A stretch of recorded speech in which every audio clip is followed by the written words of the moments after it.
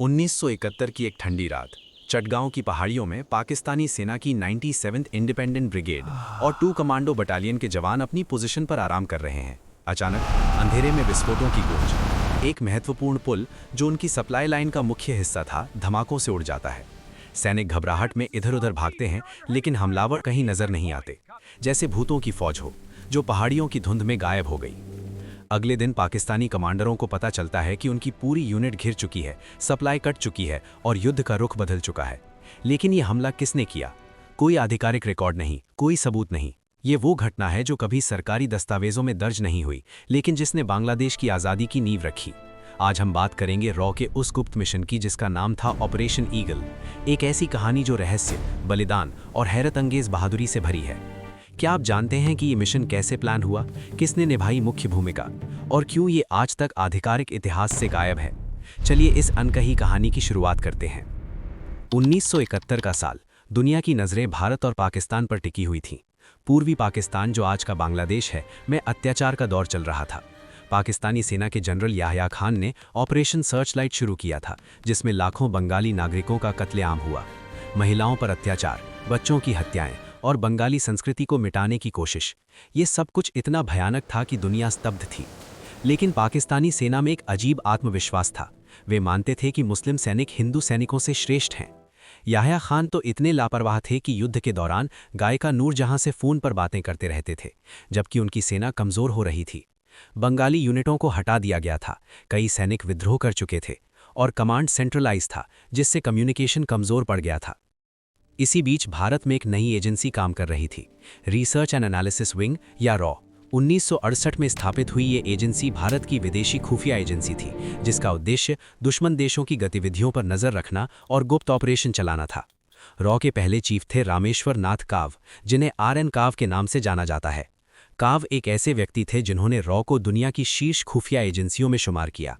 लेकिन 1971 में जब पाकिस्तान की हरकतें बढ़ीं, तो काव ने एक ऐसा प्लान बनाया जो इतिहास बदल देगा। काव जानते थे कि पूर्वी पाकिस्तान में मुक्ति बहिनी, बांग्लादेश की स्वतंत्रता सेनानी को सपोर्ट करने की ज़रूरत है। मुक्ति बहिनी को ट्रेनिंग दी जा रही थी, लेकिन पाकिस्तानी सेना को हराने के लिए कुछ और चाहिए था, एक गुप्त हमला जो दुश्मन को अंदर से तोड़ दे। यहाँ आती है स्पेशल फ्रंटियर फोर्स या SSF की भूमिका।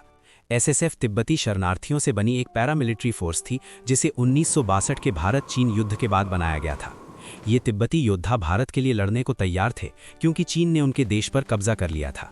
SSF को रॉ के डायरेक्ट कमांड में रखा गया था और इसके लीडर थे ब्रिगेडियर सुजन सिंह उबान। उबान एक अनुभवी सैनिक थे, जिन्होंने द्वितीय विश्व युद्ध में भी हिस्सा लिया था। काव ने दिल्ली के अपने ऑफिस से उबान को बुलाया। बैठक गुप्त थी। काव ने कहा, उबान, पाकिस्तानी फोर्सेस को सैबोटाज करो, उन्हें हरास करो, उनके दिमाग में घुस जाओ, जो नष्ट कर सको करो, चटगांव हिल ट्रैक्ट्स को वापस लाओ। ये शब्द थे ऑपरेशन ईगल के जन्म के। ये मिशन चटगांव हिल ट्रैक्ट्स पर फोकस था, जो पूर्वी पाकिस्तान का एक पहाड़ी इलाका था। यहाँ पाकिस्तानी सेना की मजबूत पोजीशन थी और ये इलाका मुक्ति बहिनी के लिए महत्वपूर्ण था। लेकिन ये मिशन इतना गुप्त था कि केवल रॉ और SSF को पता था। कोई आधिकारिक रिकॉर्ड नहीं बनाया गया, क्योंकि अगर पकड़े जाते तो अंतर्राष्ट्रीय स्तर पर भारत की बदनामी हो सकती थी। ये डिनायबल ऑपरेशन था, मतलब भारत कभी मानता नहीं कि ये हुआ भी था। अब सोचिए, ये तिब्बती सैनिक कौन थे? वे लोग जो तिब्बत से भागकर भारत आए थे, दलाई लामा के अनुयायी। उनके दिल में चीन के खिलाफ गुस्सा था, लेकिन भारत ने उन्हें पाकिस्तान के खिलाफ इस्तेमाल किया।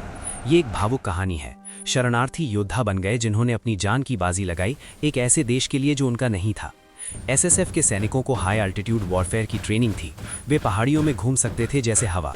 नवंबर 1971 में युद्ध की आधिकारिक शुरुआत से 1 महीने पहले ऑपरेशन ईगल शुरू हो गया।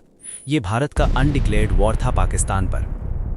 SSF के कमांडोज ने चटगांव हिल्स में घुसपैठ की। उनका पहला टारगेट थे महत्वपूर्ण पुल, कप्ताई डैम ब्रिज, जो पाकिस्तानी सेना की सप्लाई का मुख्य रूट था, को नष्ट करने का प्लान।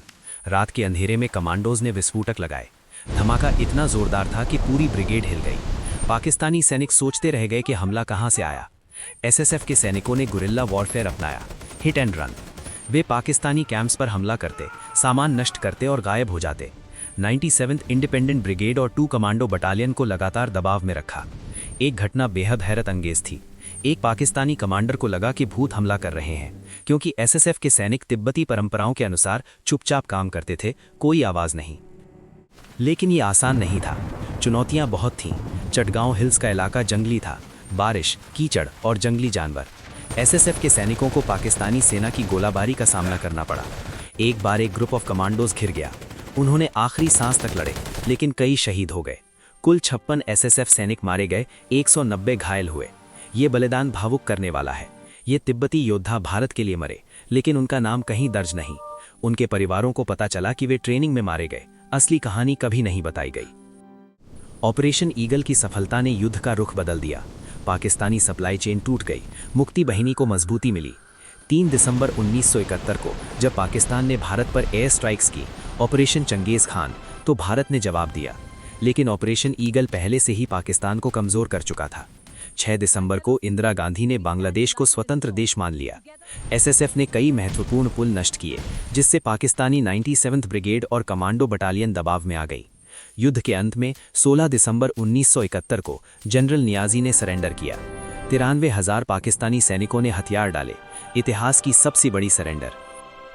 लेकिन ऑपरेशन ईगल गुप्त क्यों रहा? क्योंकि ये डिनायबल था। अगर पाकिस्तान या अंतर्राष्ट्रीय समुदाय को पता चलता तो भारत पर हमले का आरोप लगता। रॉ और एसएसएफ ने कोई पेपर ट्रेल नहीं छोड़ा। आज भी कोई ऑफिशियल डॉक्यूमेंट नहीं है। ये रहस्य आज तक बना हुआ है। एक ऐसी मिशन जो हुई लेकिन रिकॉर्ड में नहीं। ये हैरत अंगेज है कि कैसे एक छोटी फोर्स ने इतना बड़ा फर्क डाला बिना किसी क्रेडिट के। अब चलिए गहराई में जाते हैं। 1971 की शुरुआत से ही पाकिस्तान की स्थिति कमजोर थी। याह्या खान की सरकार में आंतरिक कलह थी। पूर्वी पाकिस्तान में बंगाली लोग शेख मुजीबुर रहमान के नेतृत्व में आज़ादी मांग रहे थे। 1970 के चुनाव में मुजीब की आवामी लीग ने बहुमत जीता, लेकिन याह्या ने सत्ता नहीं दी। इससे विद्रोह भड़क उठा। 25 मार्च 1971 को ऑपरेशन सर्चलाइट शुरू हुआ। पाकिस्तानी सेना ने ढाका यूनिवर्सिटी पर हमला किया। हजारों छात्रों और प्रोफेसरों को मार डाला। महिलाओं पर मासिक बलात्कार, गांवों को जलाया गया। अनुमान है कि 3 लाख बंगाली मारे गए। 1 करोड़ शरणार्थी भारत आए।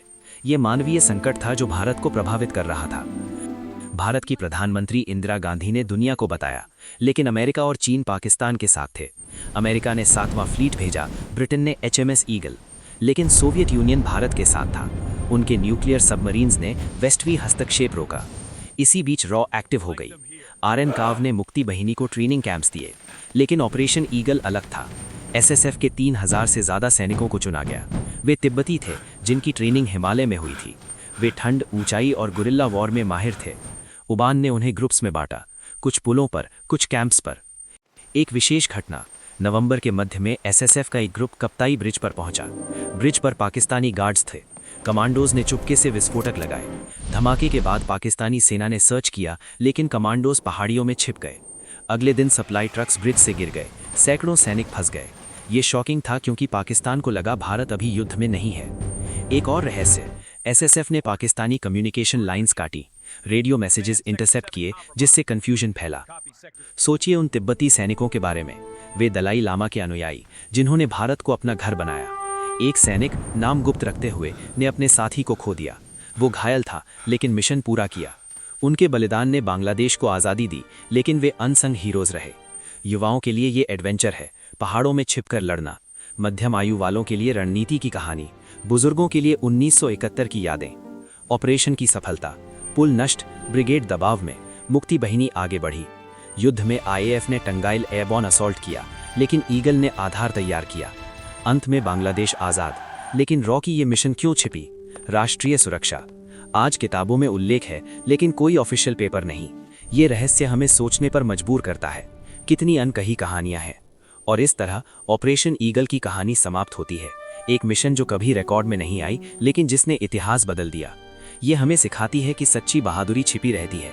धन्यवाद।